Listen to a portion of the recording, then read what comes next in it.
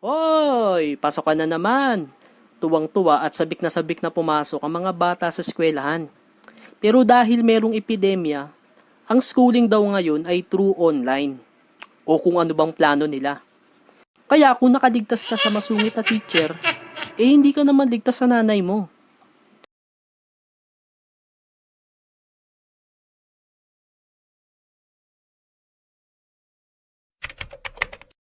Ano yan?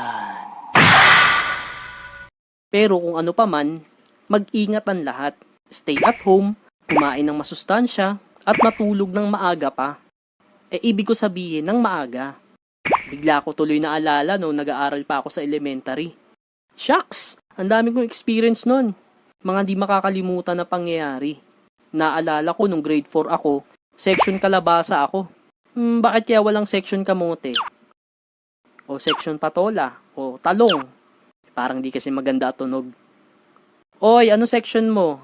Section kamote. Section kamote, gusto ko yun ah. Naalala ko nun, nasa row 3 ako. Row na medyo matalino, na medyo magulo. Kasi nung elementary days, may mga row. Para malaman kung sino-sino ang mahuhusay na nilalang at kung sino-sino ang magagaling lang sa recess. Kapag ka nasa row 1 ka, matalino ka.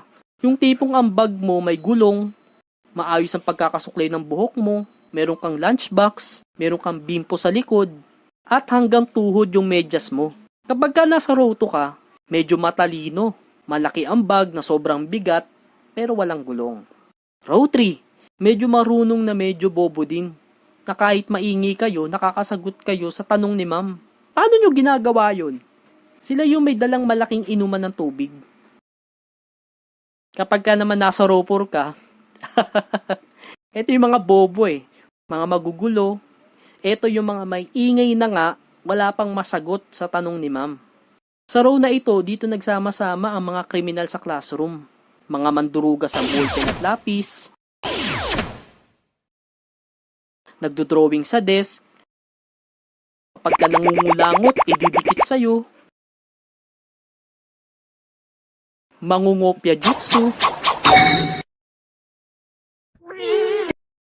naglalagay ng bunot at bato sa bag mo, kaya pag uwi mo, meron ka ng sariling bunot. Itong mga nasa row 4 ay suki ng noisy, listahan ng mga maiingay. Yung tipong gumalaw ka lang ng konti, inilista ka agad. Teka, di naman ako nag-iingay sumusobra ka na!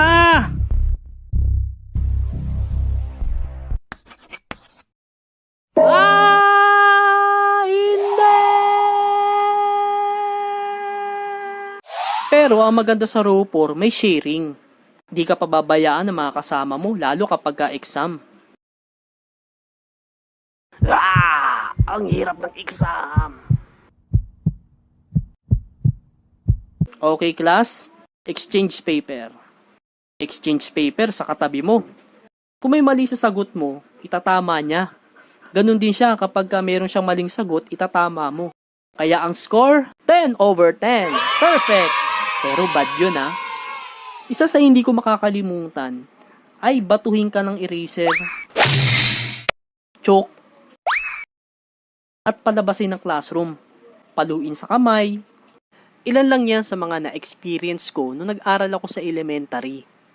Shoutout nga pala kay Heidi Valderramos, kay Alde Buluso, kay Elmer Aliali, kay Ron Gutierrez, kay John Paul Calacday, kay Gerald Calacday, kay Marco Caspe, kay Tim Paglinawan, kay Angelito Almerino, at kay Benicio Di Maano. Shoutout din kay Dinri Cabales at sa aking pamilya, Garferio family.